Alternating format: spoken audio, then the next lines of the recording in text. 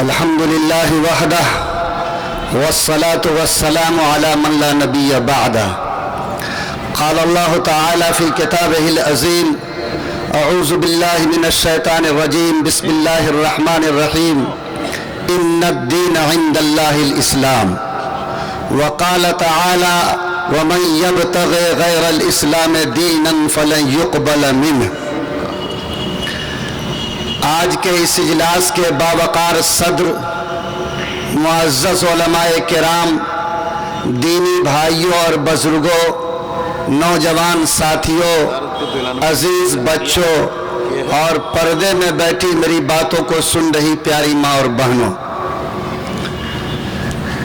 آج کا یہ اجلاس انجمن اہل سنت والجماعت ممبئی کی طرف سے منعقد ہو رہا ہے، اور جیسا کہ حضرت مولانا مفتی سعید الرحمان صاحب نے بتایا کہ اس انجمن کے اس سفر کا یہ 7واں سال ہے، اور آپ نے بڑے بڑوں سے اس میدان میں خطاب سنا اور الحمدللہ آپ نے اس سے بھرپور استفادہ کیا ہے۔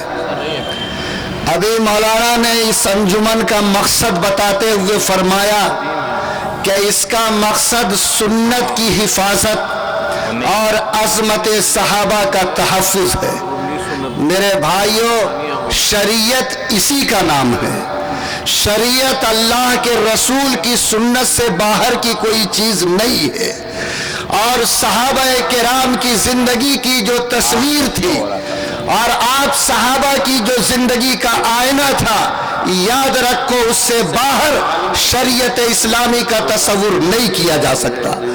اس لیے میں سمجھتا ہوں کہ انجمن نے پہلے دن سے جس مقصد کا اعلان کیا ہے، آج تک اس مقصد پر وہ قائم ہے، اور آج چاہے تحفظ شریعت ہو، چاہے ملک میں ابھرنے والا شریعت کے خلاف مسئلہ ہو، چاہے اور بھی کوئی عنوان اس سے جوڑا جائے، میں سمجھتا ہوں کہ سب کا رشتہ جناب محمد الرسول اللہ کی سنت سے جا کر جڑتا ہے، اور ہم سب اس کے پابند ہیں، اور اس عزم اور یقین کے ساتھ مسلمان ہیں کہ ہم اسی وقت مسلمان رہ سکتے ہیں جب تک میری زندگی کا رشتہ جناب محمد الرسول اللہ کی سنت سے مربوط رہے گا۔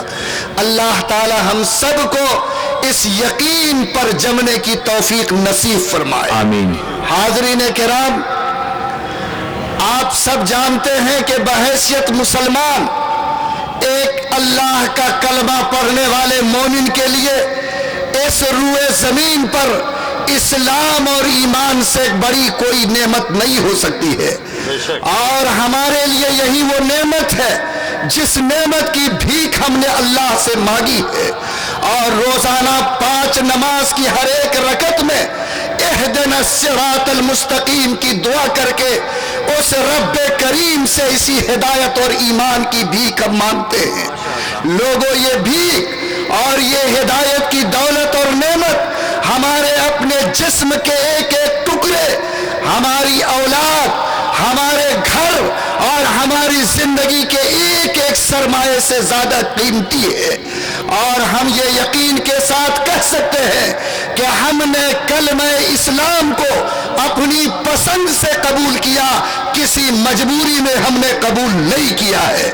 اور جن لوگوں نے اسلام کو کسی مجبوری کی وجہ سے، کسی دباؤ کی وجہ سے، کسی دکھاوے کی وجہ سے قبول کیا، اسلام کو ایسا اسلام پسند نہیں ہے۔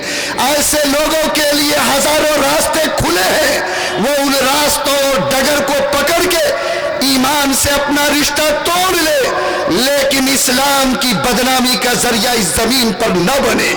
اسلام اسی کو پسند کرتا جنہوں نے پسند کی حیثیت سے اسلام کو قبول کیا ہے، اور جو مرد مومن اسلام کو اپنی پسند کا مذہب سمجھ کر قبول کیا اور اس سے زندگی کا رشتہ جوڑا، یاد رکھو اللہ اعلان کرتا کہ اس نے خدا کے ہاتھ پر ایک عہد کیا ہے، اور وہ عہد کیا ہے؟ ان اللہ اشتری من المؤمنین انفسهم واموالهم بان لهم الجنہ، کہ جس نے کلمہ لا الہ پڑھا، اسلام کی چوکھٹ پہ اپنی گردن کو جھکایا، اس نے گویا اللہ کے ساتھ معاہدہ کیا کہ اے رب کریم، ہم اپنی گردن تیری چوکھٹ پہ ڈالتے ہیں، اپنی زندگی کا سرمایہ تیرے قدموں پہ رکھتے ہیں، اور اس بات کا اعلان کرتے ہیں کہ ہمیں صرف تیری پیاری جنت چاہیے، ہم سب کچھ قربان دے سکتے ہیں لیکن تیری جنت کا سودا کسی قیمت پر نہیں کر سکتے ہیں۔ لوگوں، جو مرد مومن اپنی جان کو تج کر، اپنے سرمایہ کو اسلام کی قدموں پہ ڈال کر اس نے اللہ سے جنت کا سودا کیا، آپ ایمانداری سے بتاؤ کہ اگر زندگی کے کسی مرحلے میں اس مرد مومن کے سامنے اس اسلام کے تحفظ کا، اس کے دولت ہدایت کے تحفظ کا، اس کے ایمان کے سرمایہ کا تحفظ کا سوال پیدا ہوگا تو کیا اس جنت کی حفاظت کے لیے اللہ کے سامنے اپنے آپ کو ایک سچا مومن ثابت کرنے کے لیے اور جناب محمد الرسول اللہ کا سچا پیروکار کہلانے کے لیے کیا زندگی کی ہر سرمایہ کو وہ اللہ اور دین کے نام پہ قربان کر سکتا ہے یا نہیں کر سکتا؟ ارے کر سکتا ہے کہ نہیں کر سکتا؟ آج ایمانداری سے بتائیے کہ ہم اسی عزم کو لے کر اس میدان میں جمع ہوئے اور اللہ کے سامنے رات کے اس پہر میں اس وعدے کو دہراتے ہیں کہ اے رب کریم، ہم تھوڑی دیر کے لیے اس وعدے کو بھولے ضرور تھے لیکن اس وعدے سے مکرے نہیں ہیں۔ اے اللہ، ہم اس کا اعلان کرتے ہیں کہ یہ دین اور ایمان ہمیں زندگی کے ایک ایک قطرے خون سے زیادہ عزیز ہے۔ اے اللہ، زندگی کی ایک ایک دولت سے زیادہ پیاری ہے۔ اے رب کریم، ہم جس وقت ضرورت ہوگی اور جیسی پکار بلند ہوگی ہم سب کچھ قربان کر سکتے ہیں لیکن جنت کو اپنے ہاتھ سے جانے نہیں دیں گے، شریعت کو اپنے ہاتھ سے نہیں چھوڑیں گے اور ایمان جیسی عظیم دولت پر کبھی کوئی حرف آنے نہیں دیں گے۔ بولیے انشاءاللہ ہم تیار ہے کہ نہیں؟ اللہ ہم سب کو مضبوط جذبہ نصیب کرے۔ لوگوں، یہ وہی ایمان ہے جس کے لیے ہمارے پیغمبر نے اپنے پیٹ پر پتھر باندھے تھے، یہ وہی ایمان کی دولت ہے جس کے لیے شیب ابی طالب میں زبان مبارک نے یاد رکھو پتے چبائے تھے، یہ وہی ایمان اور دین ہے جس کے لیے اللہ کے پیغمبر نے اپنے گھر کو تیاگ دیا تھا، یہ وہی ایمان کی دولت ہے جس کے لیے سمیہ جیسی خاتون نے اپنے سینے پر برچھے کھائے تھے، یہ وہی ایمان کی دولت ہے جس کے لیے ہزاروں نہیں لاکھوں مردان حق نے اللہ کے راہ میں جام شہادت نوش کیا ہے، یہ وہی دین حق ہے جس کے لیے اس قوم نے ہزاروں بیویوں کے سہاگ کو لٹایا ہے، یہ وہی دین ہے جس کے لیے مردان حق نے اپنے لاکھوں نوجوانوں کی قربانی زمین پر قبول کی ہے لیکن سب کچھ برداشت کیا لیکن ایمان کے سرمایہ کو اپنے ہاتھ سے جانے نہیں دیا۔ اگر یہ سچ ہے اور یہ میری تاریخ ہے تو کیا اگر آج کے حالات میں ہمارے سامنے شریعت کے تحفظ کا سوال پیدا ہو تو کیا اسی طرح اپنے سارے سرمایہ حیات کو اپنے ہتھیلی پر رکھ کر بولو انشاءاللہ ہم شریعت کی تحفظ کے لیے تیار رہیں گے کہ نہیں رہیں گے؟ اور میرے بھائی، شریعت کے تحفظ کا مسئلہ یہ نہیں کہ کوئی قرآن پاک کی آیت کو ہم سے چھینے، شریعت کا مسئلہ یہ نہیں کہ کوئی مسجد کے مینارے کو توڑے، شریعت کا سوال یہ نہیں کہ کوئی قرآن کی آیت کو اس کے پنے سے نکالے۔ دنیا میں جو مسلمان ایمان کے ساتھ اور قرآن کے ساتھ جیتا ہے اس کے لیے فرض تو بڑی بات ہے، واجب تو بہت بڑی چیز ہے، سنت کا مقام تو بہت اونچا ہے، وہ تو اس شان کے ساتھ جینا چاہتا کہ کسی رسول اللہ کے مستحب کے اوپر بھی وہ کسی کی انگلی کو برداشت نہیں کر سکتا ہے۔ اور ہم جیئیں گے تو قرآن پاک کی صرف آیتوں نہیں بلکہ اس کے نقطے کے ساتھ جئیں گے۔ اور میرا یہ فیصلہ ہے کہ جس طرح مچھلی بغیر پانی کے زندہ نہیں رہ سکتی، ویسے ہی کوئی مرد مومن اپنے ایمان اور قرآن کے بغیر زندگی کو قبول نہیں کر سکتا ہے۔ اور جس دن یہ شعور اور یہ جذبہ اسلامی اور جذبہ ایمانی آپ کے زندگی میں آئے گا، ہمارے لیے تحفظ شریعت کا کام آسان ہوگا۔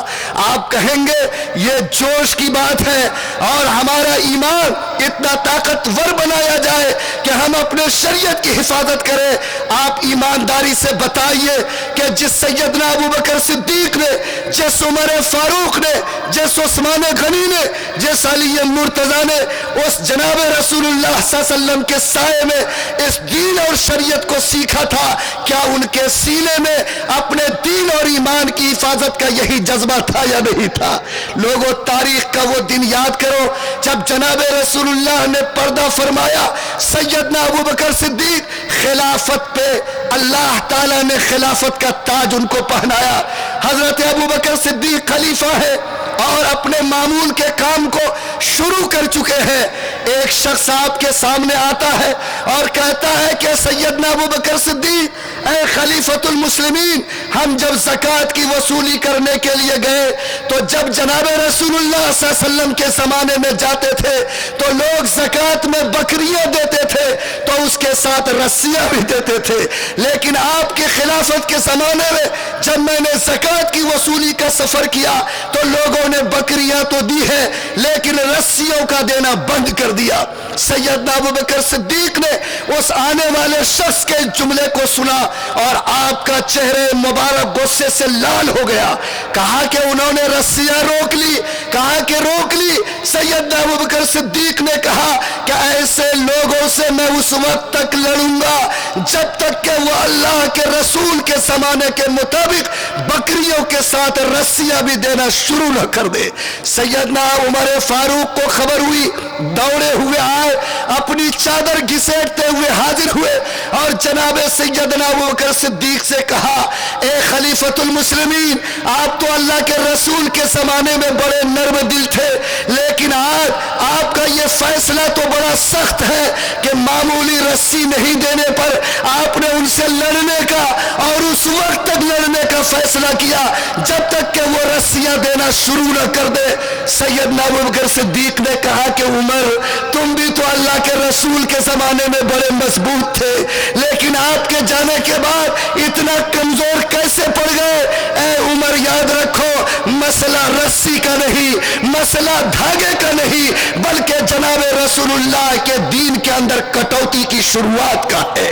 اور جن لوگوں نے آج رسیاں روکی ہے، یاد رکھو اگر اس راستے کو بند نہیں کیا گیا، اس سوراخ پہ اگر بند نہیں ڈالا گیا تو کل وہ لوگ بکریوں اور زکوٰۃ کا انکار کریں گے۔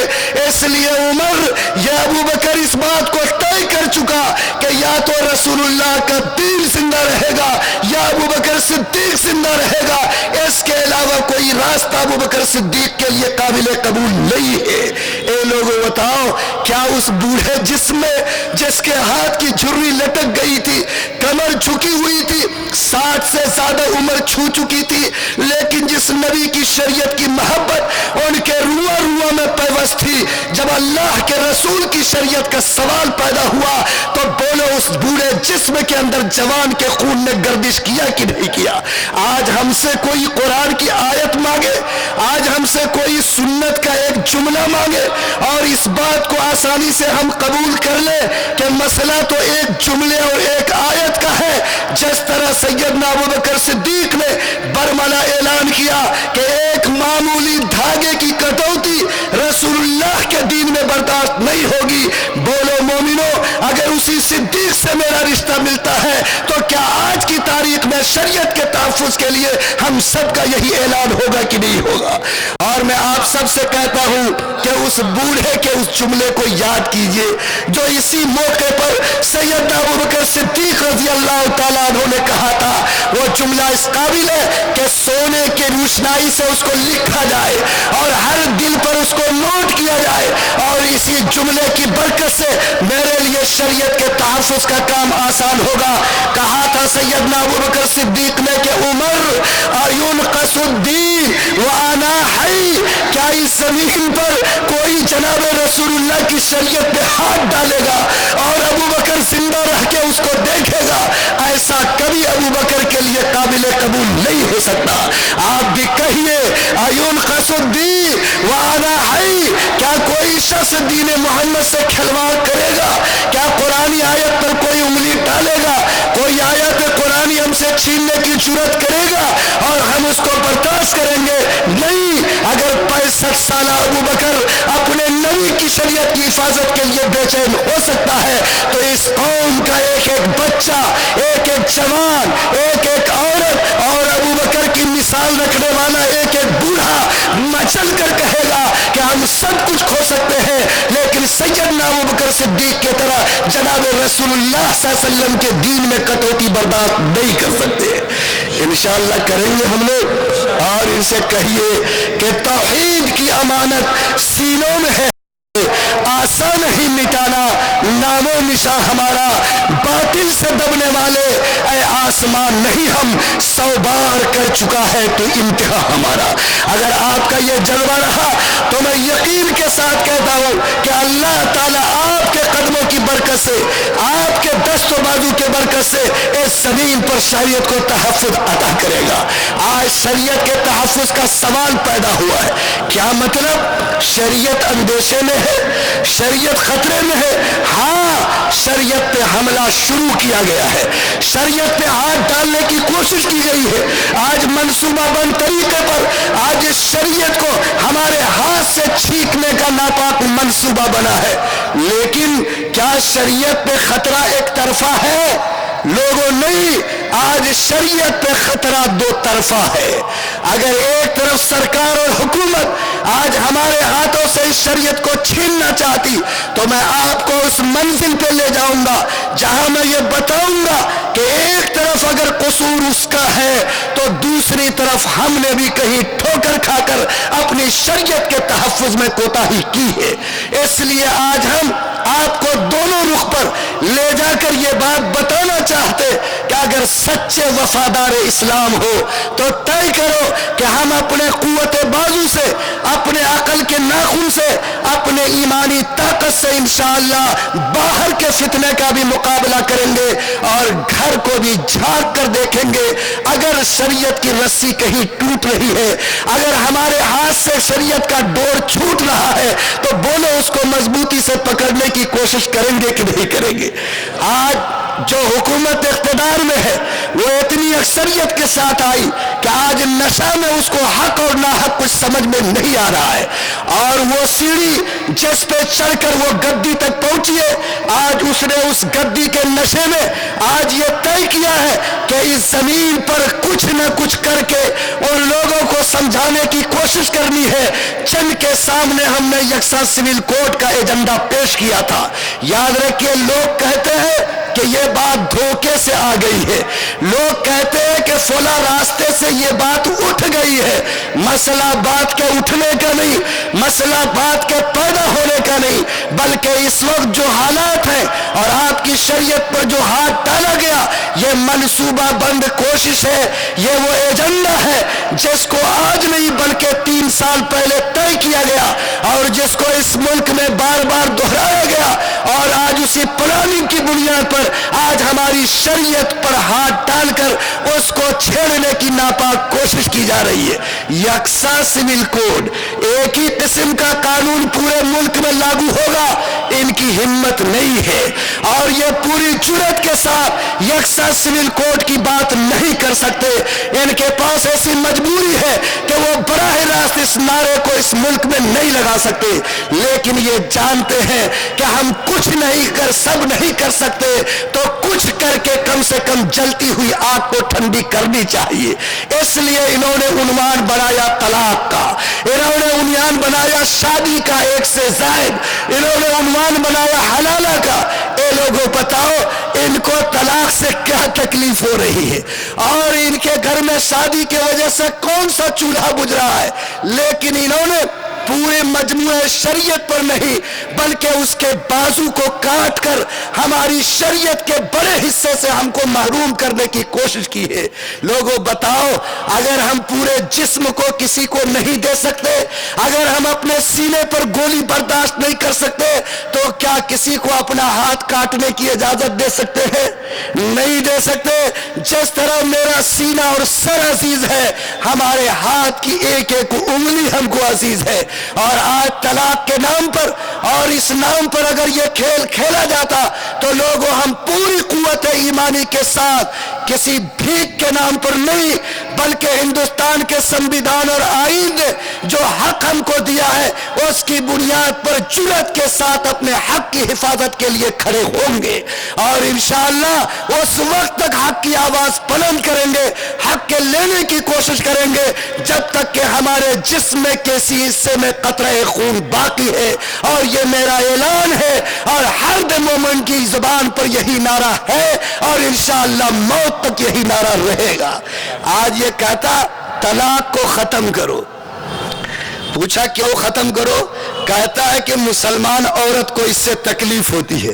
ہم نے پوچھا کہ ڈھونڈو کتنی عورتیں ہیں جن کو طلاق ملی ہے اور پرسنٹیج طے کرو کہ کتنی مسلمان بیٹیاں آج طلاق کی وجہ سے تمہاری چوکھٹ پر بھیک مانگ رہی ہے اور آج تم آخری اوتار ان بیٹیوں کا آنسو پوچھنے کے لیے زمین پہ آئے۔ آج 1.5% اور 2% مسلم بیٹی کا درد تمہارے سینے میں آیا، لیکن کیا وہ زکیہ جعفری جس کے پورے خاندان کو آگ میں جھونک دیا گیا اور آج 10 سال سے وہ بیٹی تمہاری چوکھٹ پر انصاف کے لیے تڑپ رہی ہے، آج کیا اس مسلم بیٹی کا درد تمہارے سینے میں نہیں آیا؟ وہ عشرت جہاں جس کے خاندان کو انکاؤنٹر کر کے زمین پہ برباد کیا گیا، آج زمین پر تم سے انصاف کی بھیک مانگتی لیکن تمہارے آنکھ میں اس کے لیے کوئی آنسو نہیں آیا۔ اور چھوڑو ان بیٹیوں کو، آج اگر 1.5% اور 2% مسلم طلاق پانے والی بیٹی کا درد تمہارے سینے میں ہے اور اس کی وجہ سے طلاق کے قانون سے تم کھلواڑ کرنا چاہتے ہو تو ذرا اپنے ملک کی زمین پہ جھانکو۔ اس زمین پر اگر عورت کے حق کی بات تم کرتے ہو کہ اسلام میں عورت پر ظلم ہو رہا ہے اور یہ طلاق کی وجہ سے یہ کراہ رہی ہے تو ذرا اس ہندوستان کی ڈائری کو کھولو اور دیکھو کہ یہ تو 1.5% ہے۔ اگر واقعتاً عورتوں کے آنسو تم پوچھنا چاہتے تو چاہے وہ عورت مسلمان کی ہو کہ غیر کی، بولو سب کا درد تمہارے سینے میں آنا چاہیے کہ نہیں آنا چاہیے؟ لیکن ہندوستان کی سچائی کہتی کہ آج سال میں 1 کروڑ سے زیادہ بیٹیاں ماں کے پیٹ میں پیدا ہونے سے پہلے ماری جا رہی ہے۔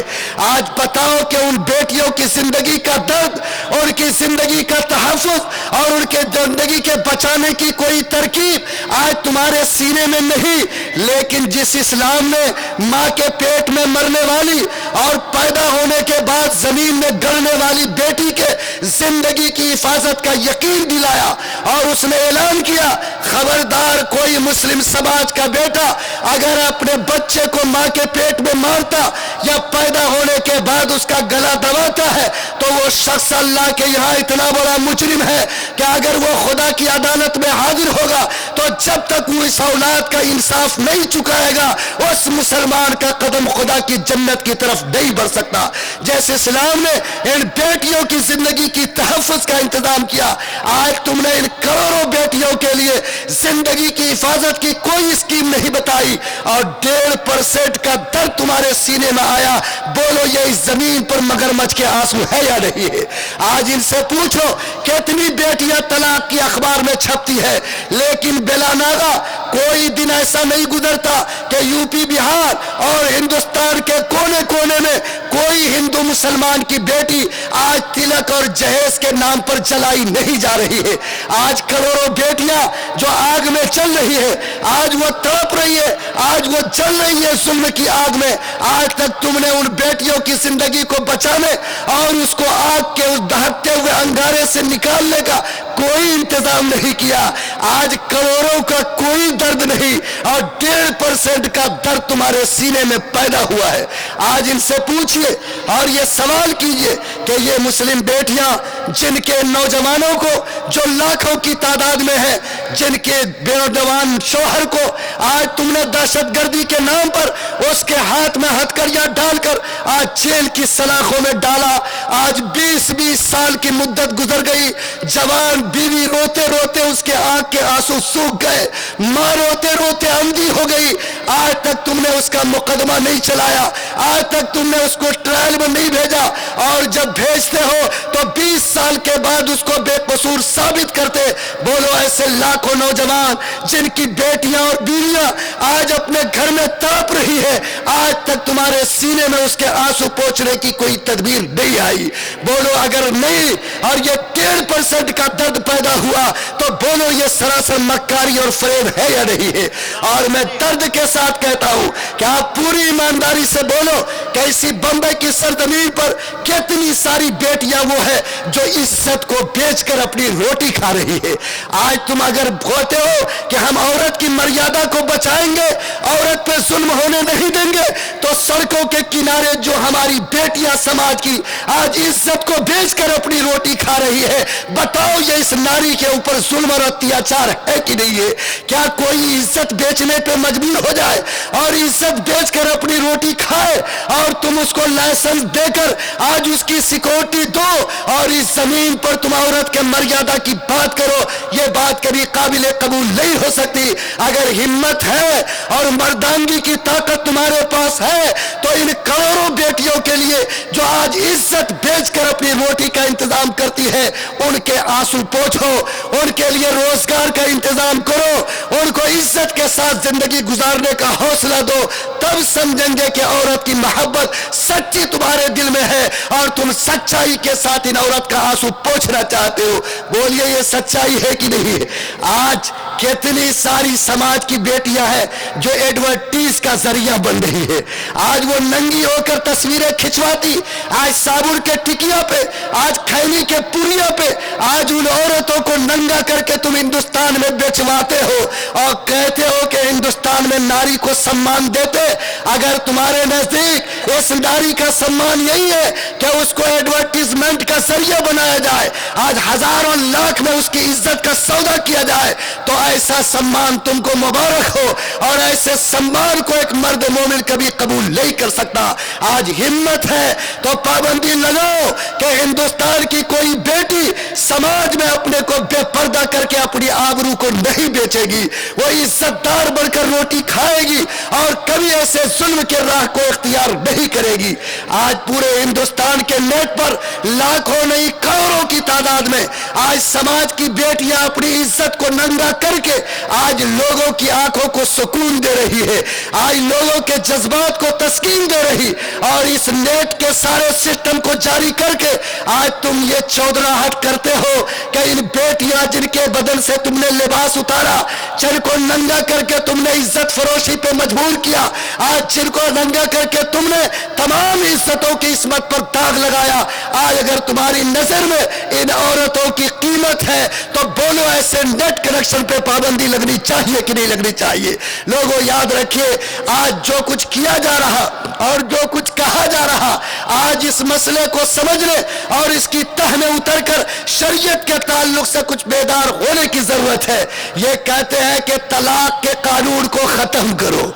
क्यों भाई? 1.5% औरतों को तलाक मिल रही है और तलाक की वजह से वो बेचैन है। आप इनसे पूछो कि तलाक पाने वाली कितनी है? 1.5%। और तलाक से बचने वाली कितनी है? 98.5%। तो आज किसी समाज में अगर 1.5% को कैंसर हो जाए तो क्या उसकी वजह से सारे समाज का सर कत्ल कर दिया जाएगा? अरे बोलो ना, नाक में खुजली होगी तो इलाज करेगा कि नहीं, मर्डर कर दिया जाएगा? हमने इनसे कहा कि सुनो, अगर 1.5% खराबी है हम उसका सर्वे कराते हैं, हम ہم جائزہ لیں گے، جہاں جہاں سوراخ ہم اس کو بند کریں گے، لیکن کون سا ہندوستان کا شعبہ ہے جہاں 2 اور 3% نہیں بلکہ 30% کرپشن نہیں ہے؟ اور اگر ہے تو بتاؤ اس شعبے کو بند کرو گے؟ بتاؤ وہاں سے لائسنس چھینو گے؟ اور بتاؤ اس قانون کو ختم کرنے کی بات کرو گے؟ ان کی ہمت نہیں ہے، ان کا ہاتھ تو وہاں اٹھتا ہے جہاں اس کو لا الہ الا اللہ محمد الرسول اللہ کا پڑھنے والا نظر آتا۔ آپ ایمانداری سے بتاؤ کہ اگر 1.5% کی بنیاد پر 98.5% کے جذبات کو ٹھیس پہنچایا جاتا تو کیا اس سے بڑھ کر اتیاچار ہو سکتا ہے؟ کیا اس سے بڑھ کر ظلم ہو سکتا؟ اور کیا اس سے بڑھ کر قانون کا اپہرن ہو سکتا؟ نہیں ہو سکتا ہے۔ اور میرے بھائی کہتا ہے کہ طلاق سے عورت کو تکلیف ہوتی ہے اس لیے ختم کرتے۔ کل کہو گے کہ ختنہ سے بچہ کو تکلیف ہوتی ہے، بڑا چلاتا روتا ہے، ارے بولو اس کو بھی ختم کر دو۔ تو کیا تمہارے اس تکلیف کی وجہ سے سارے معاملات شریعت سے توڑ لیے جائیں؟ کیا یہ بات جو یہ کہہ رہے آپ ایمانداری سے بتاؤ کہ قابل قبول ہے؟ خدا کی قسم نہیں ہے۔ اور ان سے ہم نے کہا کہ لوگ کہتے ہیں کہ باپ سے بیری اور پوت سے ناتا، یاد رکھیے 1.5% بیٹی کی محبت ہے، لیکن 25 کروڑ مسلمانوں کا کوئی درد تمہارے سینے میں نہیں ہے۔ تو اگر 1.5% کو تم نے انصاف دیا اور اس زمین پہ جینے والے 24.5 کروڑ اور 23.5 کروڑ مسلمان کو تم نے بے چین کیا تو کیا ہندوستان سماج میں انصاف آ جائے گا؟ ارے بولو نہ آ جائے گا؟ نہیں آئے گا۔ 1.5% کا آنسو پوچھو اور 25 کروڑ کو دہشت گردی کے نام پہ تڑپاؤ، کیا یہ ایمانداری کی بات ہے؟ آج 1.5% کا آنسو پوچھو اور گھر واپسی کے نام پر، گو رکشا کے نام پر، لو جہاد کے نام پر ان کو درختوں میں لٹکا کر ان کی جان کی ہولی کھیلو، کیا بولو یہ محبت کی پہچان ہے؟ آج اگر یہ 25 کروڑ مسلمان اور اس ملک میں جینے والا یہ قوم، اگر تم نے سب کے ساتھ انصاف نہیں کیا اور 1.5% کا تم نے نعرہ لگایا تو میں یقین کے ساتھ کہتا ہوں کہ یہ انصاف نہیں بلکہ انصاف کے نام پر اس قوم کے ساتھ ظلم اور اتیاچار ہے۔ اس لیے یہ ظلم اور اتیاچار قابل قبول نہیں ہو سکتا۔ اور ہمارا نعرہ کہ ہم طلاق جو قرآن نے بتایا اس کے ساتھ جئیں گے اور شادی کا جو اصول اللہ نے دیا اس کے مطابق زندگی گزاریں گے۔ بولو یہ میرا نعرہ قانونی ہے کہ غیر قانونی ہے؟ ارے قانونی ہے کہ نہیں ہے؟ ہم نے کہا کہ اس قوم نے تمہارے اس وقت میں جب انگریزوں نے اس ملک پر اپنا چنگل ڈالا، شانے سے شانہ ملا کر، قدم سے قدم ملا کر اس ملک میں تمہارا ساتھ دیا اور اس ملک پر آزادی کا سورج اگایا، لیکن وہ قانون جس کو انگریزوں نے بھی نہیں چھیڑا اور انگریز جیسے ظالموں نے بھی اس پر ہاتھ نہیں ڈالا، آزادی کا سورج طلوع ہونے کے بعد جس کے لیے ایک ایک مسلمان نے اپنی صلاحیت کے مطابق آخری خطرہ خون قربان کیا، آج بولو جس قانون کو انگریزوں نے نہیں چھوا، اگر آزاد ہندوستان میں اس قانون کو چھیڑا جاتا تو کیا انگریز سے بڑھ کر ظلم کا تصور ہندوستان میں ابھرے گا کہ نہیں ابھرے گا؟ آج بولو یہ نکاح کا معاملہ ہو، طلاق کا معاملہ ہو، جو 17 مسائل پرسنل لا کے ذیل میں آتے ہیں، انگریزوں نے شریعت اپلیکیشن ایکٹ کے نام پر اس کو تحفظ دیا اور انگریزوں نے اس کی حفاظت کی، اور آج آزادی کا سورج طلوع ہونے کے بعد اور ہندوستان کا ایسا سنویدھان جو ڈاکٹر بھیم راؤ امبیڈکر کے چیئرمین شپ میں ہندوستان میں بنا اور جس کا آرٹیکل 25 اس ملک میں بسنے والے ایک ایک ناگرک کو اس بات کا حق دیتا کہ ہر ملک کا ناگرک اپنے مذہب کو مانے گا، اپنے مذہب پر چلے گا، اپنے مذہب کا پرچار پرسار کرے گا۔ بولو جو ہندوستان کا دستور آج مذہبی آزادی کا حق دیتا، اگر آج اس کو چھینا جائے تو بتاؤ کہ اس سے بڑھ کر اس زمین پر کیا ظلم ہو سکتا ہے؟ اے لوگوں بتاؤ۔ میں کہتا ہوں اور پوری قوت کے ساتھ کہتا کہ مسئلہ صرف ہمارے حق کا نہیں بلکہ ہندوستان کے سنویدھان کے بچانے کا بھی ہے۔ آج تم اقتدار پیار کے نشے میں، آج تم اس غرور میں جو آج تم کو حاصل ہوا، آج تم ہندوستان کے اس سنویدھان کو چھیڑ کر آج ایک کمیونٹی کے حق کو چھیننا چاہتے۔ یاد رکھو، مسلمان نہیں بلکہ ہندوستان کے وہ ناگرک جو انصاف کو پسند کرتے ہیں کسی قیمت پر تم کو اس کا اختیار نہیں دے سکتے۔ اور میں سمجھتا ہوں کہ آج دلت بھی آگے ہیں، سکھ برادری کے لوگ آگے ہیں، ہندو برادری کے انصاف پسند لوگ کروڑوں کی تعداد میں اس بات کے لیے اکٹھا ہے کہ یہ ظلم ہے، ہندوستان کے دستور کے ساتھ کھلواڑ ہے اور کسی قیمت پر حکومت کو اس کی اجازت نہیں دی جا سکتی۔ بولو، جو حق ہم کو حاصل ہے آج اس حق کو چھینا جائے تو کیا ہم اس کو قبول کریں گے؟ آپ ان سے پوچھئے اور ان کی عقل کا امتحان لیجئے کہ آج 1.5% عورت کے حق کی بات کرتا اور 25 کروڑ مسلمان کے حق کا جو مسئلہ ہے آج بولو اس کو نظر انداز کرتا، کیا کوئی اس کو انصاف کا قانون کہے گا؟ ارے سب سے پہلے تو میرا حق بچاؤ کہ جس طرح دوسری کمیونٹی کے لوگوں کو آج اس ملک میں اپنے حق کے ساتھ جینے کا حق ہے، مذہب پہ چلنے کی آزادی ہے اور شریعت اپلیکیشن ایکٹ اور مسلم پرسنل لا کے نام پر جو مذہبی قواعد پر جینے کا ہمیں حق دیا گیا، آج اس حق کی حفاظت تمہاری پہلی ذمہ داری ہے۔ اور اس حق کو چھین کر اگر 1.5% بیٹیوں کی حق کی بات کرو گے، یاد رکھو یہ شریعت پر حملہ ہے، یہ 25 کروڑ مسلمان کو بے چین کرنے کے برابر ہے اور خدا کی قسم اس ظلم کو اس ملک کا مسلمان قبول نہیں کر سکتا ہے۔ بولیے انشاءاللہ آپ کا یہ جذبہ ہوگا کہ نہیں ہوگا؟ اور ہم لوگوں نے کہا کہ طلاق سے کیوں ڈر لگتا ہے آپ کو؟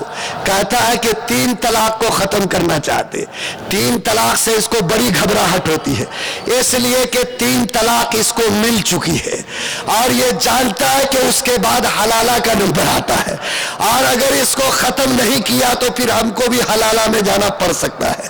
ارے ان کو بہار نے طلاق دیا کہ نہیں دیا؟ ارے دیا کہ نہیں؟ دلی نے دیا کہ نہیں دیا؟ ارے دیا کہ نہیں دیا؟ اور ابھی الیکشن جو ہوا کہاں؟ بنگال میں، تو طلاق ملی کہ نہیں ملی؟ تو 3 طلاق مغلظہ ان کو مل چکی ہے۔ اب یہ سوچتے ہیں کہ اس قانون کو ختم نہیں کیا تو پھر ہم کو بھی حلالہ میں جانا پڑے گا اور اس کے بغیر ان کی واپسی نہیں ہو سکتی، اسی لیے ان کی چھری 3 طلاق پہ چل رہی ہے۔ مسئلہ 3 طلاق کا نہیں ہے، مسئلہ طلاق کے چھیڑنے کا نہیں ہے، مسئلہ مسلم پرسنل لا کے ساتھ کھلواڑ کرنے کا ہے، مسئلہ یکساں سول کوڈ کے راستے کو ہموار کرنے کا ہے اور یہ اپنی انگلی بڑھا کر اپنا بازو وہاں تک پہنچانا چاہ رہے ہیں جس کی بنیاد پر اس کے لیے مسلمانوں کے دل پر چوٹ پہنچا کر ان کی شریعت کو مجروح کرنا ان کے لیے آسان ہو جائے۔ اس لیے ہمیں اس سازش کو سمجھنا ہے اور پوری قوت ایمانی کے ساتھ اس کا جائزہ لینا ہے۔ یہ کہتے ہیں کہ طلاق بہت بری چیز ہے، کیا ہم اس کو ثواب کا کام سمجھ رہے ہیں کیا؟ ارے بولو نہیں سمجھ رہے؟ نہیں سمجھ رہے۔ ہم نے کہا کہ سنیے، اگر طلاق بری چیز ہے تو ذرا ہندو کوڈ بل کو نکالو، ذرا عیسائی کے قانون طلاق کو نکالو۔ اسلام سے پہلے کسی مذہب میں طلاق کا قانون نہیں تھا، لیکن اگر یہ اتنا غلط تھا تو سن 1954 اور 56 میں اسپیشل کوڈ لاگو کر کے ہندو کوڈ بل میں طلاق کو داخل کیا گیا۔ اگر طلاق ایسی گندی چیز تھی تو ہندو کوڈ بل کو اس سے بچانا چاہیے کہ نہیں بچانا چاہیے؟ لیکن نہیں، انہوں نے اسپیشل بینچ بیٹھا کر اور ہندو کوڈ بل میں اس طلاق کے قانون کو داخل کیا۔ آج ان عیسائیوں سے پوچھو کہ آج اگر طلاق اتنی ناپسندیدہ چیز تھی تم نے کیسے اسلام سے روشنی لے کر اپنی شریعت میں اور اپنے قانون کے اندر طلاق کے قانون کو داخل کیا؟ کل تک یہ پسند تھا اور آج ناپسند ہوا، تو بولو اس ترازو کو سمجھنا آسان ہوگا کہ نہیں ہوگا؟ اور ہم ان سے کہتے ہیں اور پوری دیانتداری کے ساتھ کہتے کہ طلاق انصاف کا نام ہے، طلاق ظلم کا نام نہیں ہے۔ اور ان سے پوچھئے کہ اسلام نے طلاق دینے کی ترغیب نہیں دی، بلکہ اسلام نے ایمرجنسی کے طور پر ایک میاں بیوی کی زندگی میں طلاق کا راستہ رکھا ہے۔ آپ ہوائی جہاز پہ چڑھتے ہیں تو آپ کو ایمرجنسی ڈور کا پتہ بتایا جاتا کہ نہیں بتایا جاتا؟ ٹرین پہ چڑھتے ہیں تو ایمرجنسی ونڈو رہتی کہ نہیں رہتی؟ حادثہ کبھی بھی پیش آ سکتا ہے، اگر آئے تو نکلنے کا راستہ دو گے کہ نہیں دو گے؟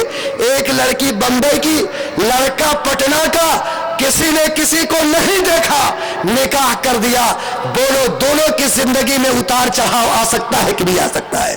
کبھی ایسا ہوگا کہ مرد بیوی کی ضرورت کو پوری نہیں کر سکتا، کبھی ایسا ہوگا کہ عورت کی زندگی کا رخ مرد کے لیے قابل قبول نہیں ہے، تو کیا تمہارا قانون یہ کہے گا کہ دونوں چاہے جیسا ہو گھٹ گھٹ کر مرے اور گھٹ گھٹ کر زندگی گزارے؟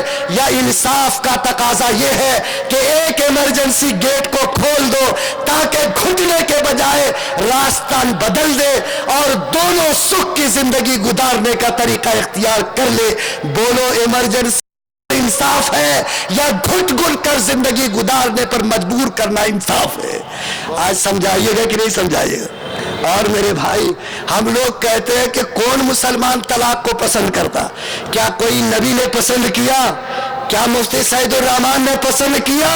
نہیں، سب نے کہا کہ طلاق تمام دنیا کی چیزوں میں جو اللہ نے جائز کیا خدا کی نظر میں سب سے زیادہ ناپسندیدہ ہے، اور ہم نے اعلان کیا اور پیغمبر کی زبانی بتایا کہ نبی فرماتے ہیں کہ اگر کوئی شخص بلا سبب طلاق کا جملہ استعمال کرتا تو اللہ کا عرش کانپنے لگتا اور اللہ سے فریاد کرتا کہ رب کریم، جب تک تیرا عذاب اس بندے پر نہیں اترے گا مجھ کو سکون نہیں مل سکتا۔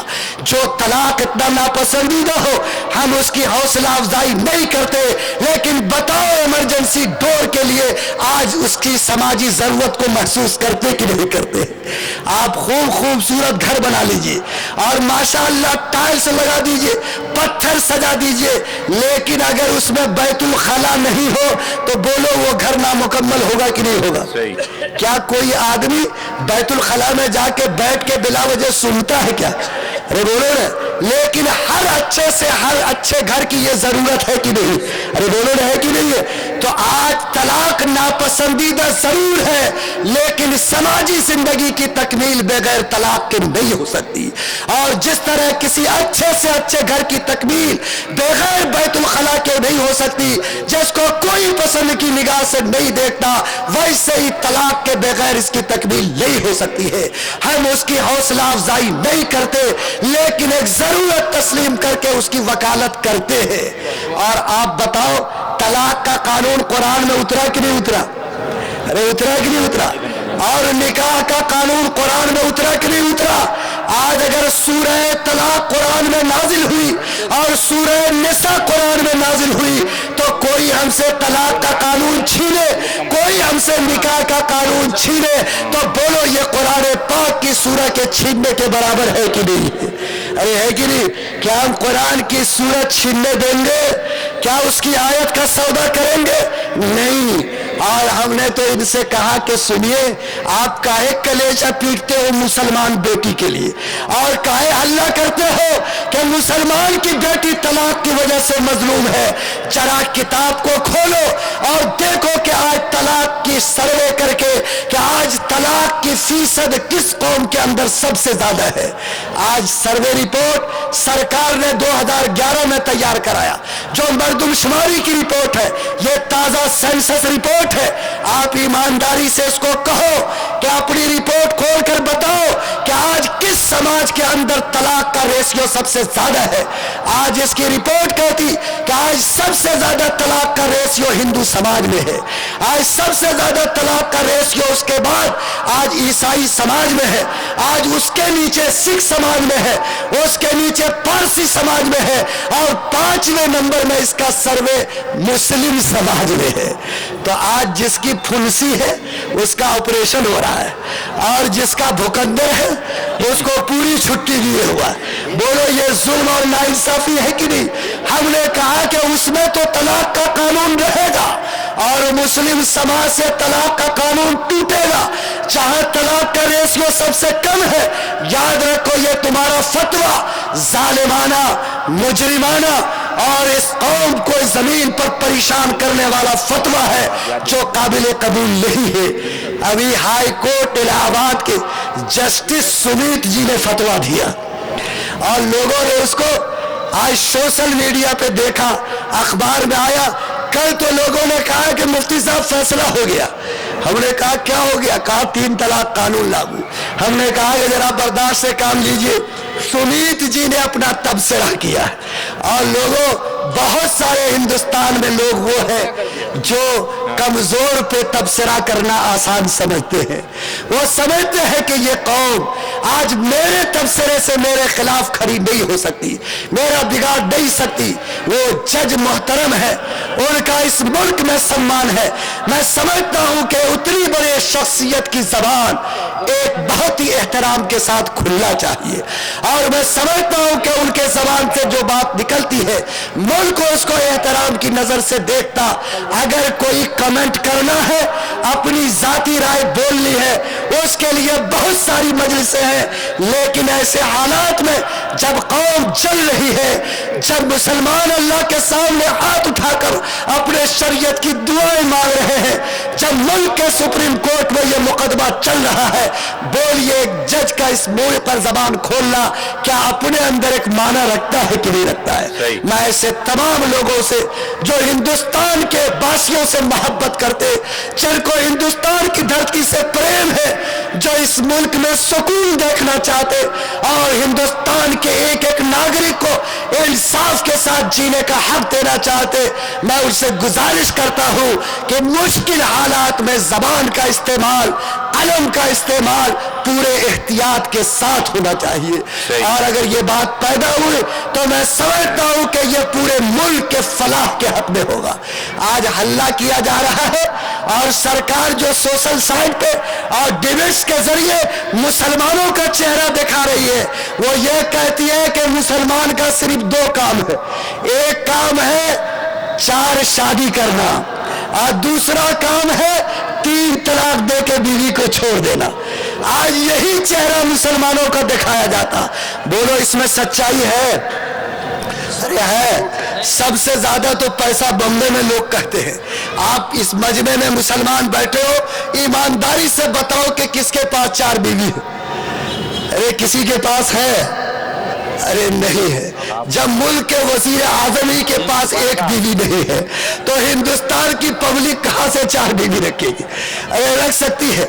اور جب ان کے پاس ہی پیسے کا اتنا قحط ہے کہ اسی کے لوگ آج لائن میں کھڑے ہیں، تو ہندوستان کی یہ مسلم قوم جس کے بارے میں سچر کمیٹی کی رپورٹ کہتی کہ یہ قوم آج پیسے میں سب سے پچھڑی ہے، تعلیم میں سب سے پسماندہ ہے، اور ہندوستان کی سماجی زندگی میں آج اس کی زندگی دلت سے بھی بدتر ہے۔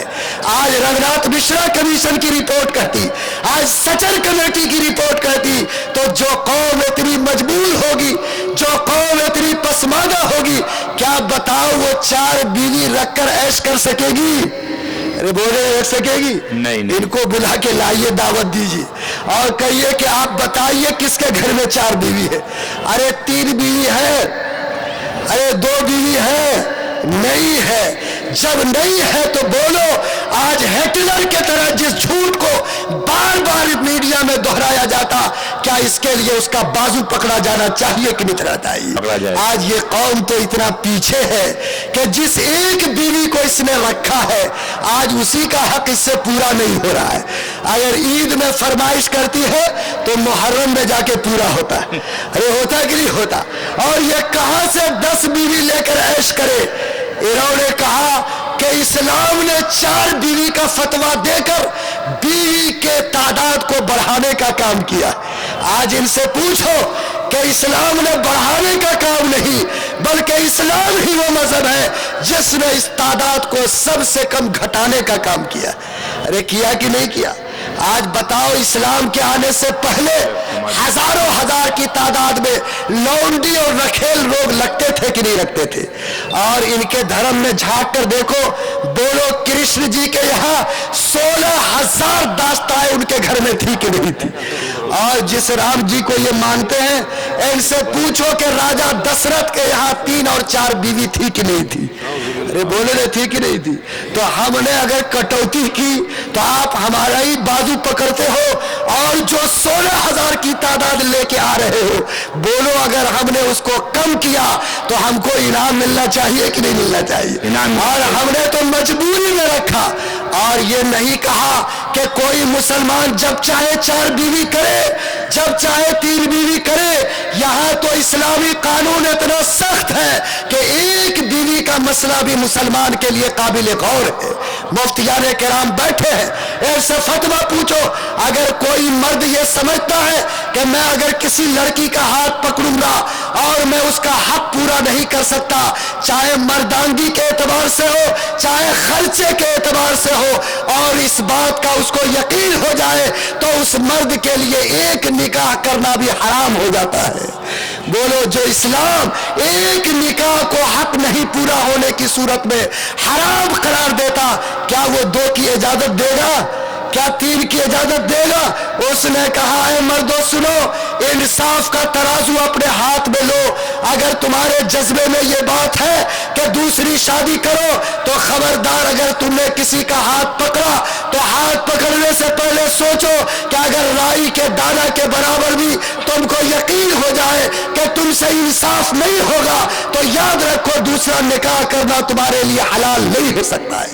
بولو، جو اسلام دوسرے اور تیسرے نکاح کے بارے میں اتنا سخت قانون رکھتا، کیا وہ 4 کی دھڑلے سے اجازت دے گا؟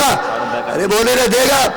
اور جو پادری اور پنڈت اور جو ہندوستان کا سیاسی یہ بابا دھام آج جو اعلان کرتا، آپ ایمانداری سے بتاؤ کہ سراسر جھوٹ ہے کہ نہیں ہے؟ اور ہم نے کہا کہ آپ 4 شادی کے بارے میں مسلمان ہی کی گردن پہ کیوں ہاتھ ڈالتے ہو؟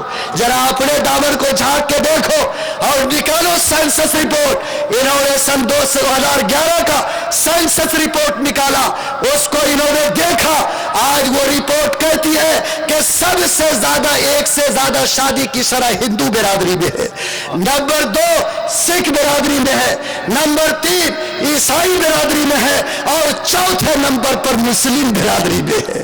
آج بتاؤ کہ مسلمان چوتھے نمبر پر، تو آج اس کا آپریشن اور آج اس کے چہرہ کو داغدار کرنے کا ناپاک منصوبہ سب سے آگے ہے، تو بتاؤ اس قوم کے اوپر ظلم اور اتیاچار ہے کہ نہیں؟ ارے ہے کہ نہیں؟ اور ہم نے کہا کہ آج اگر 4 اور 2 تم رکھے ہو تو یہ بھی کم ہے، جتنا طوائف کا اڈا ہے، جتنا ہوٹل کے دروازے ہیں، اللہ کی قسم آج بند کر دو، 10 بیویاں تم رکھنے پہ مجبور ہو گی۔ ارے ہوگا کہ نہیں ہوگا؟ ہم تو حلال راستہ چنتے ہیں، تب یہ حال ہے، اور تمہارے لیے تو چوپٹ دروازے کھلے ہیں، اور انہوں نے بڑی چالاکی سے حرام کے لیے راستہ کھول دیا ہے۔ آپ ان کا کارنامہ سنیے گا تو آپ کو سمجھ میں آئے گی کہ عقل یہاں ہے کہ یہاں۔ انہوں نے کہا کہ اگر کوئی مرد عزت کے ساتھ کسی دوسری عورت کا ہاتھ پکڑتا ہے تو یہ کرنا جرم ہے، لیکن اگر آج ریلیشن شپ کے نام پر اور آج فرینڈ شپ کے نام پر آج اگر 10 عورتوں کو رکھیل بنا کے رکھتا تو ہندوستان کا قانون اس کی اجازت دیتا ہے۔ بولو، پاکیزہ طریقے پر اگر 2 بیوی کوئی رکھے تو حرام، اور ناجائز طریقے پر اگر 10 کو رکھیل بنا کر رکھے تو جائز۔ کیا یہ فتویٰ ہمارے لیے قابل قبول ہے؟ ارے بولو نہ ہے؟ ہاں، یہ کہتا کہ سنو، 18 سال سے کم لڑکی کا نکاح کرو گے تو جرم ہو جائے گا، اور 16 سال کی لڑکی کو گرل فرینڈ بنا کے رکھو گے تو قانون تم کو حفاظت دے گا۔ بولو، ایسا الٹا قانون دنیا کہیں دیکھے ہو؟ ہم ایسے قانون کو تسلیم نہیں کریں گے۔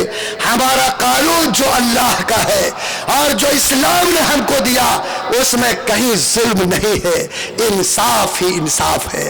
یہ 1.5% بیٹیاں جن کے اوپر تم مظلومیت کے بات کہہ رہے ہو، یاد رکھو یہ بیٹیاں ہماری ہے، ہم نے ہمیشہ ان کے آنسو پوچھے ہیں اور آج بھی ان کا آنسو پوچھنا ہم جانتے ہیں۔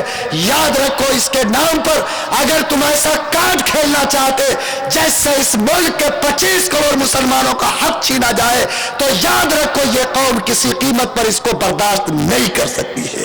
انشاءاللہ ہمارا یہ جذبہ رہے گا، اور ہم اسی یقین کے ساتھ اور ایمان کے ساتھ انشاءاللہ اس ملک میں جئیں گے اور اعلان کریں گے کہ جان مانگو تو جان دیں گے، مال مانگو تو مال دیں گے، یہ نہ ہوگا ہم سے ہرگز کہ نبی کا جاہ و جلال دیں گے۔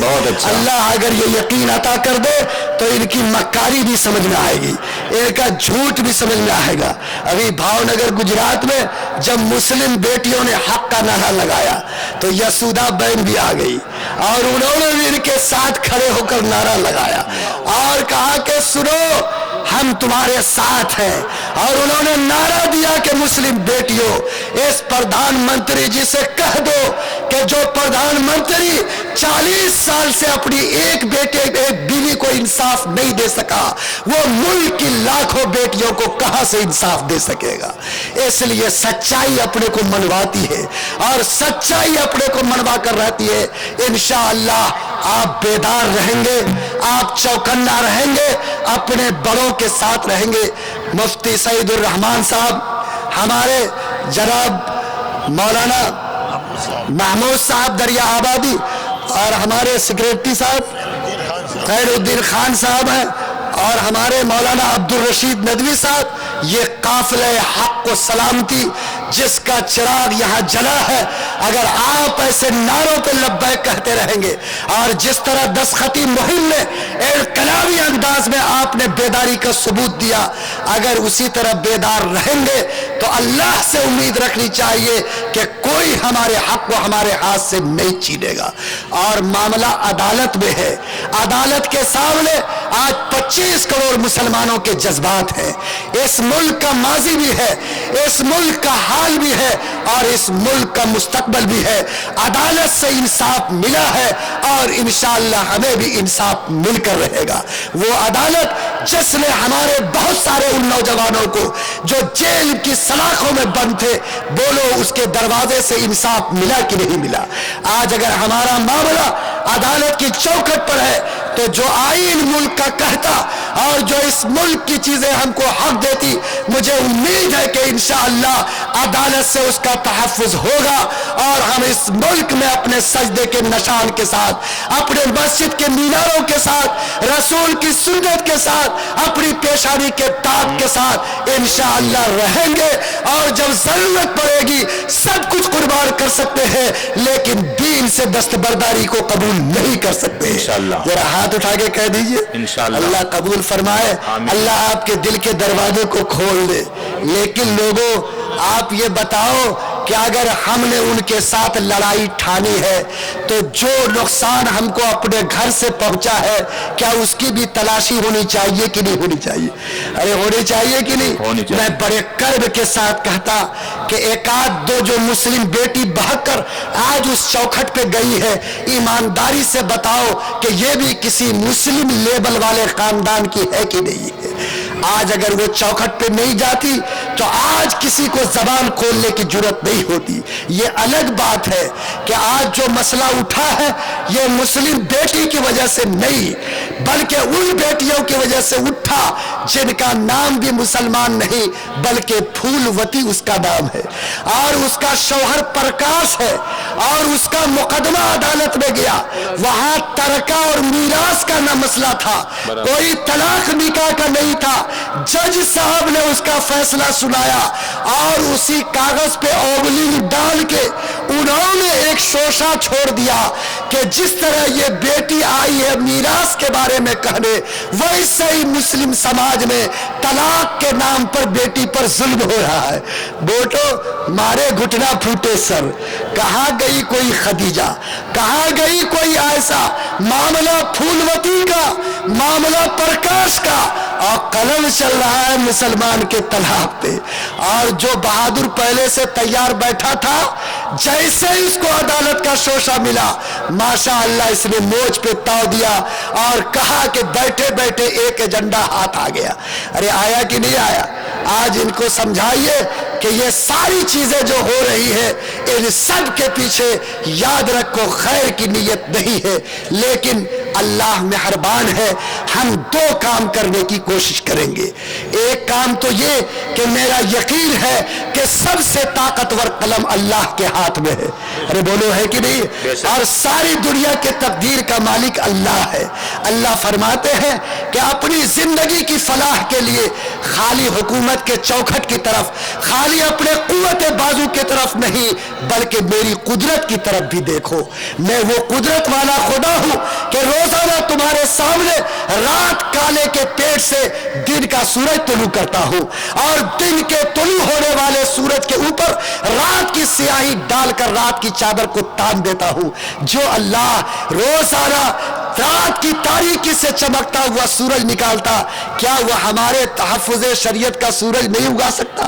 اور اللہ فرماتے ہیں کہ میری قدرت کو پہچانو، یخرج الحی من المیت ویخرج المیت من الحی۔ میں تو روزانہ زندہ کے پیٹ سے مردہ اور مردہ کے پیٹ سے زندہ کو نکالتا۔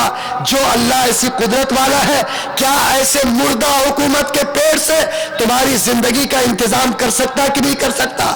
لوگوں بتاؤ، اللہ اپنی قدرت کا تماشا دکھاتا اور روزانہ زندہ مرغی کے پیٹ سے مردہ انڈا نکالتا کہ نہیں نکالتا؟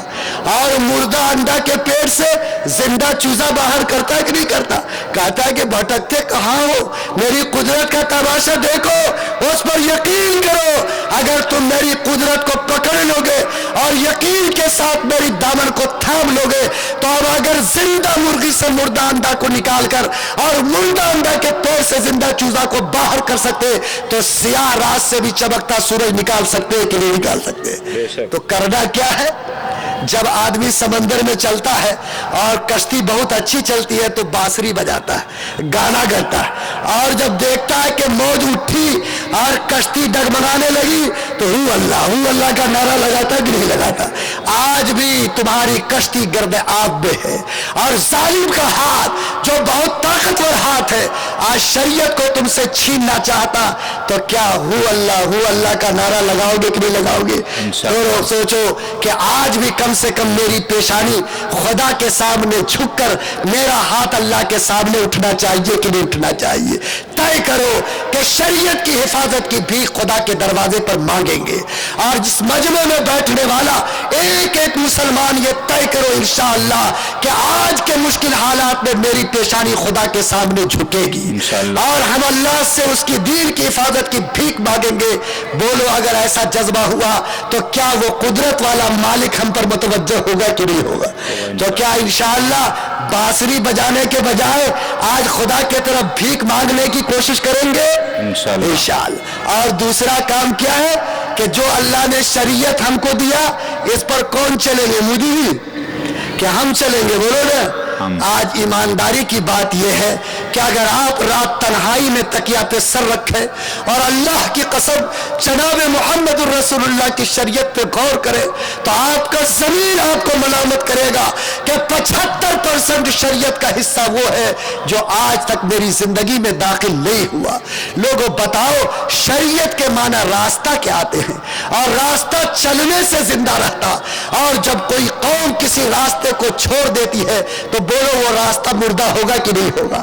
آج اگر شریعت کو بچانا ہے تو قسم کھا کے جاؤ کہ انشاءاللہ ہم خود آج سے شریعت پر چلنے کی کوشش کریں گے انشاءاللہ۔ میرے سر پر شریعت کی پہچان ہوگی، میری پیشانی پہ سجدے کا داغ ہوگا، میری آنکھ وہ دیکھے گی جس کو دیکھنے کا خدا نے حکم دیا ہے۔ آج سینکڑوں نہیں لاکھوں نوجوان آج اپنے آنکھ کی پتلی کو موبائل کے اسکرین پہ ناپاک کر رہا ہے، آج وہ فلم تھیٹروں میں جا کے اپنے اس آنکھ کی پتلی پہ گندگی کے دھبے لگا رہا ہے۔ اگر میرا ضمیر پاک ہے تو لوگوں بتاؤ کیا ہم نہیں کہہ سکتے کہ رب کریم جو آنکھ اتنی پاکیزہ تھی، کیا اس کو نیٹ پر بلو فلمیں دیکھ کر گندی تصویروں سے اس کو سیکھ کر کیا اس آنکھ پہ داغ لگائیں گے؟ بولو اگر اس آنکھ پہ داغ لگے گا تو دوسرا تمہاری آنکھ کو بدنام کرے گا کہ نہیں کرے گا؟ آج طے کرو کہ آنکھ غلط نہیں دیکھے گی، زبان جھوٹ نہیں بولے گی، ہمارے ہاتھ کی کسی کو دھکا دے کر نہیں گرائیں گے, ہمارے ہاتھ سے کسی پر ظلم نہیں ہوگا, ہمارے پیر کوئی غلط قدم نہیں اٹھائیں گے. اے رب کریم, یہ آنکھ اس لیے نہیں ہے کہ کسی کو غلط دیکھے, یہ تو اس لیے ہے کہ کوئی نابینا اگر گڈھے میں گر رہا ہے تو اس کا ہاتھ پکڑنے کی کوشش کریں گے. ہمارا ہاتھ اس لیے نہیں کہ کسی کو دھکا دے کر گرائے, اس لیے ہے کہ کسی گرنے والے کو بچانے کی کوشش کرے. ہمارے ہاتھ کا کام کسی کے منہ سے روٹی کا ٹکڑا چھیننا نہیں, بلکہ اس انسان سے جو بھوکا ہے اس کو کھلانا ہے. ہمارا ہاتھ کسی کا کپڑا اتارنے کے لیے نہیں, بلکہ ننگے کو کپڑا پہنانے کے لیے ہے.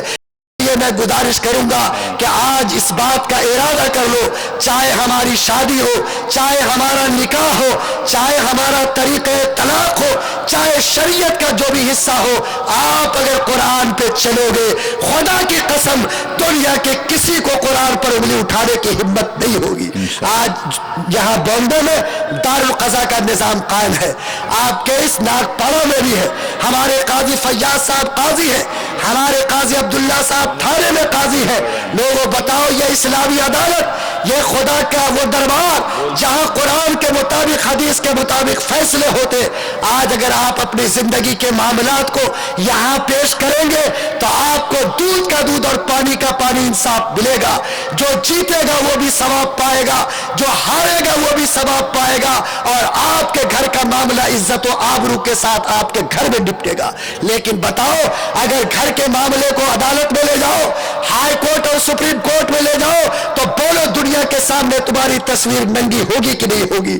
اس لیے میں آپ کو قسم دیتا ہوں اور آپ کے دل پر چوٹ لگاتا ہوں کہ آج کے بعد یہ تہیہ کر لو کہ رب کریم, ہم نے خود جا کر دوسرے کے یہاں اپنے کو بے آبرو کیا.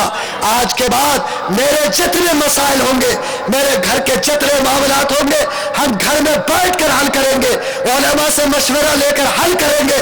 اگر نہیں ہو تو دارالقضا کی چوکھٹ میں حل کریں گے, لیکن رب کریم ہم دوسرے کے دروازے پر جا کر بے آبرو نہیں ہوں گے.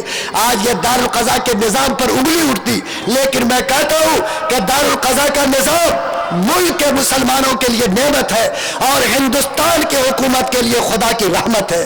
یہ کسی عدالت کے مقابل نہیں بلکہ اس کے معاون ہے. ہمارے قاضی فیاض صاحب نے کتاب لکھی, آج کتاب میں پڑھیے کہ 3.5 کروڑ سے زیادہ معاملات آج سرکاری عدالت میں پینڈنگ میں ہے. بولو, اگر ہم پنچایت کی سطح پر بیٹھ کر اگر لوگوں کے مسائل کو نپٹا کر عدالت کی مدد کرتے ہیں تو ہندوستان کے حکومت کی مدد ہے کہ نہیں ہے.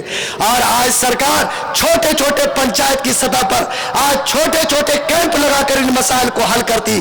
آج بولو, سرکاری ہاسپٹل کے ساتھ پرائیویٹ ہاسپٹل ہے کہ نہیں ہے, سرکاری اسکول کے ساتھ پرائیویٹ اسکول ہے کہ نہیں, تو سرکاری عدالتوں کے ساتھ آپ کے بڑوں نے جو یہ نظام بنایا, خدا کی قسم یہ اللہ کی رحمت ہے. سن 1921 میں امارت شریعہ کے بانی حضرت مولانا ابو المحاسر محمد سجاد صاحب نے اس کو زندہ کیا, اور آج اس کی برکت ہے کہ ملک کے کونے کونے میں اس کی شاخیں کھل رہی ہے.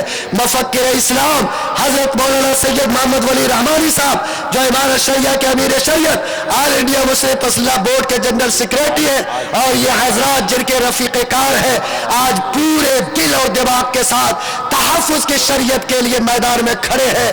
آپ ساتھ دیں گے, ان کا ہاتھ مضبوط ہوگا اور انشاءاللہ اس ملک میں شریعت کا تحفظ ہوگا. ہم سب ساتھ ہونے کے لیے تیار ہیں. اللہ تعالیٰ سے دعا ہے کہ اللہ جب تک زندہ رکھے ایمان و یقین کے ساتھ شریعت کے ساتھ زندہ رکھے, موت عطا فرمائے تو ایمان و یقین اور شریعت کے تحفظ کے جذبے کے ساتھ عطا فرمائے. وآخر دعوانا الحمدللہ.